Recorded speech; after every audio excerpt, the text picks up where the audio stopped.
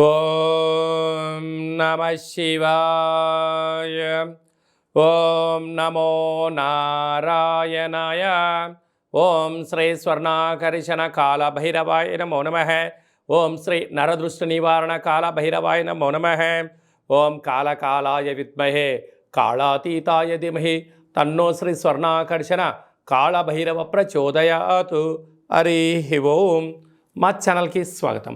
చూస్తున్న వీక్షకులకు, ప్రేక్షకులకు, ప్రియ కాళభైరవ భగవద్బంధులకి స్వాగతం పలుకుతూ మమ్మల్ని ఎంతగానో ఆదరిస్తూ ఉండబడినటువంటి ప్రియ సోదరీమణులకు, జ్యోతిష్య అభిమానులకు, సనాతన ధర్మ సంరక్షకులకు అందరికీ కూడా హోళికా పూర్ణిమ శుభాకాంక్షలు.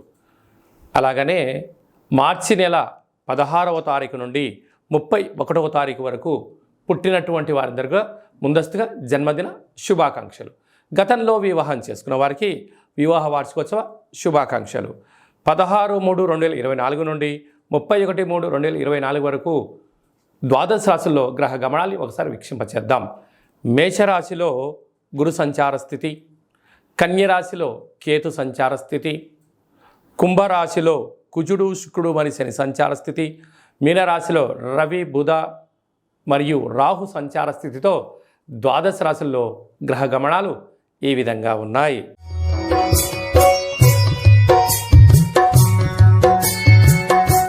తులారాశి వారు ఈ ఆదివారం అష్టమి, ఆదివారం పూర్ణిమ సందర్భంగా ఎలాంటి విధి విధానాలు పాటించాలో ఈ వీడియోలో సవివరంగా సంపూర్ణంగా తెలుసుకుందాం. తులారాశిలో ఏ నక్షత్రాలు వస్తాయనగా చిత్తా నక్షత్రంలోని 3వ పాదం, 4వ పాదం, స్వాతి నక్షత్రంలోని 4 పాదాలు, విశాఖ నక్షత్రంలోని 1, 2, 3 పాదం కలిపితే తులారాశి. చాలామందికి పుట్టినటువంటి కాల సమయంలో డేటా ఆఫ్ బర్త్లో లేనటువంటి కారణం వలన పేరు యొక్క మొదటి అక్షరాన్ని అనుసరిస్తూ ఆ రాశిని తెలుసుకునే ప్రయత్నం చేద్దాం. రా, రి, శ్రీ, రు, రే, రో, తా, తి, తు, తే అక్షరాల వారందరూ కూడా తులారాశి జాతకులే. తులారాశి యొక్క అధిపతి శుక్రుడు.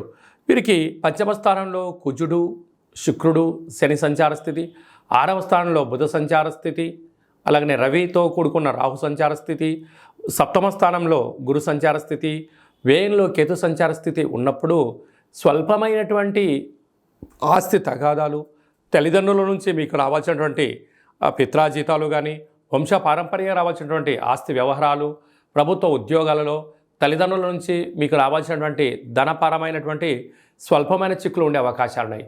ఇలాంటి కాల సమయంలో వృత్తులలో, ఉద్యోగాల్లో స్వయం నిర్ణయం, స్వయం పరిపాలన చేస్తున్న కార్యక్రమాల్లో అనేక రకాల ఆటంకాలు ఉండినను మౌనంగా ఉండండి.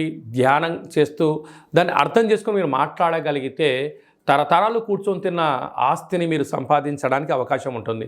తొందరపడి నిర్ణయాలు తీసుకున్నారా, బంధుత్వాలు పోగొట్టుకోవడం, మానవ సంబంధాలు, ఆర్థిక సంబంధాల్లో అనుకోవడమే, మిమ్మల్ని మీ తల్లిదండ్రులే, మీ పిల్లలే, మీ వారసులే మీరు తినాల్సిన ధనాన్ని తినకుండా మిమ్మల్ని దూరం చేసే శత్రువులు పొంచి ఉన్నారు. తస్మాత్ జాగ్రత్త.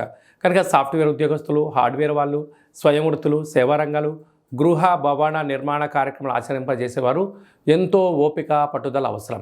కనుక ఈ ఆదివారం అష్టమి, ఆదివారం పూర్ణిమ సందర్భంగా రురు కాళభైరవ స్వామి యొక్క పూజ, కూష్మాండ దీపము, సౌభాగ్యముడుపు మీకు అదృష్టానికి, ఐశ్వర్యానికి స్వాగతం పలుకుతుందని చెప్పి గమనించాలి.